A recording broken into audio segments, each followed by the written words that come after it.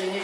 Чимшир му порти отворихме, върли му псета разлаяхме, дребни му деца разбудихме, млади му булки разшетахме. Той на трапеза седеше, руино си видо пиеше, мрява си ли байдеше, добри си гости каличе, добри си гости колидарци. Ами речете моя дружина, амин! Амин! На своя станин наш домакин, що му било мило и драго да си има златни ниви с големи кръсци. Нивица вейчица, от вилчица, малка мъжка рожба, като златно мило слънчице.